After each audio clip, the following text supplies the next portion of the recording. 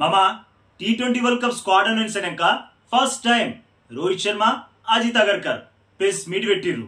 ఆ పీసీ మొత్తం ఓ 20 నిమిషాలు ఉంది మామ. కాకపోతే ఆ మొత్తం పీసీలా ఇప్పుడు చెప్పే గీ 5 మెయిన్ ముచ్చట్లు. ఫస్ట్ మెయిన్ ముచ్చట ఏంటంటే టీ20 వరల్డ్ కప్ లా మీతోటి ఎవరు ఓపెనింగ్ చేస్తారు? యశస్వి జైస్వాల్ చేస్తాడా, విరాట్ కోహ్లీ చేస్తాడా అని రోహిత్ అడిగితే ఎవరన్నా చేయొచ్చు, ఈ ప్లేస్ లా గీళ్ళే ఆడతారు అన్న గ్యారంటీ లేదు అన్నాడు రోహిత్. అంటే మామా వరల్డ్ కప్ లా రోహిత్ జైస్వాల్ ఓపెనింగ్ జోడీనే కాదు, రోహిత్ కోహ్లీల ఓపెనింగ్ జోడీని కూడా చూసే ఛాన్స్ ఉందన్నమాట. మరి మామా మీ ఒపీనియన్ లా ఈ రెండు జోడీలల్లా ఏ జోడీ ఓపెన్ చేస్తే మంచి ఉంటుందో కామెంట్ పెట్టుర్రి మామ. ఇక రెండో మెయిన్ ముచ్చట ఏంటంటే రింకు సింగ్ ని ఎందుకు తీసుకోలేరు అని అడిగిండ్రు. రింకు సింగ్ ని తీసుకోకపోవడంలో గాయన చేసిన తప్పైతే ఏం లేదు. కాకుంటే స్క్వాడ్ లా ఖాళీ ఉన్న ప్లేస్ లా మాకు బ్యాటింగ్ ఒక్కటే కాదు బౌలింగ్ చేసే ప్లేయర్ కావాల్సింది ఉండే. ఆ ప్లేస్ లా దూబే మంచిగా సెట్ అయ్యిండు, అందుకే రింకు సింగ్ ని తీసుకోలేకపోయినాం. అట్లని రింకు సింగ్ మంచిగా ఆడట్లేదు అని అంటలే, కాకుంటే వరల్డ్ కప్ లా 15 మందినే తీసుకోవాలి కదా, అట్లా ఉడికి రింకు సింగ్ మిస్ అయిండు అని అన్నారు. మరి T20 world cup team India squad లో రింకు సింగ్ ఉండుంటే ఇంకా మంచిగుంటుండే అని మీరు అనుకుంటున్నారా మామ? కమెంట్ చేయండి.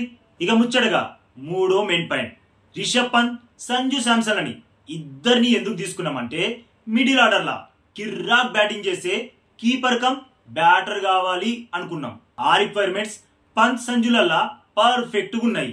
ఇక కేఎల్ రాహుల్ కూడా మంచిగా ఆడుతుండు కానీ గాయన టాప్ ఆర్డర్ లా బ్యాటింగ్ చేసే మనిషి, కానీ మాకు లోయర్ ఆర్డర్ లా బ్యాట్లు చూపించే ప్లేయర్లు కావాలి, అందుకే వాళ్ళిద్దరిని తీసుకున్నాం అని అన్నారు. మరి ఈ సెలక్షన్ కరెక్టేనా మామ? మీకేమనిపిస్తుంది? కామెంట్ చేయండి. అట్లనే ఇక నాలుగో మెయిన్ ముచ్చట, మీరు టీ20 వరల్డ్ కప్ స్క్వాడ్ లా 4 స్పిన్నర్లని ఎందుకు తీసుకున్నారు అని అడిగిరు. దానికి రోహిత్ అట్లా తీసుకోమని నేనే చెప్పిన. అట్లెందుకు చెప్పినో వరల్డ్ కప్ లా ఫస్ట్ మ్యాచ్ అవుతుంది కదా అప్పుడు చెప్తా. ఇప్పుడు ఎందుకు చెప్తలేనంటే ఈ పీసీని వరల్డ్ కప్ లాడే మిగతా టీంలు కూడా చూస్తాయి, అందుకే ఇప్పుడు చెప్తలే. కానీ ఒక్క విషయం అయితే పక్క, పరిస్థితిని బట్టి 4 స్పిన్నర్లు కూడా ప్లేయింగ్ లెవెల్ లో ఉన్నా షాక్ తినకుండ్రి అని అన్నాడు. రోహిత్ మాటల్ని బట్టి చూస్తే ఏదో మాస్టర్ ప్లాన్ వేసిండు, కానీ ఏం వేసిండు అన్నది నాకైతే అర్థమైతలే.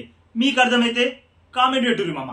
ఇక ఐదో మెయిన్ ముచ్చట మస్తు ఇంపార్టెంట్ ముచ్చట, కోహ్లీది టీ20 ఫార్మాట్ లా స్ట్రైక్ రేట్ అంతా మంచి లేదు కదా, మరి ఆయన సెలెక్షన్ చేసేటప్పుడు దాని గురించి మీరు మాట్లాడుకోలేదా అని అడిగిర్రు. Strike rate, Virat Kohli strike rate గురించి ఎవరికి కావాలి?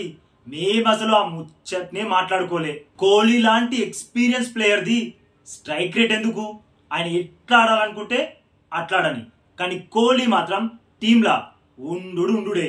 అయినా ఇప్పుడు ఐపీఎల్ లా మస్తుగానే రన్లు కొడుతుండు కదా, ఇంకేం కావాలి అని జరా గట్టిగానే ఇచ్చి పడేసిండు అజిత్ అగర్కర్. ఇక ఈ క్వశ్చన్ అడిగినప్పుడు రోహిత్ నవ్విండు మామ, హైలైట్ అనిపించింది. మరి కోహ్లీ లాంటి ప్లేయర్ స్ట్రైక్ రేట్ గురించి అడుగుడు కరెక్టేనా మామ? కమెంట్ చేయరి. గింతే మామ, ఆ ప్రెస్ కాన్ఫరెన్స్ మొత్తంలా ఇంపార్టెంట్ పాయింట్స్ అయితే గివ్వే మామ.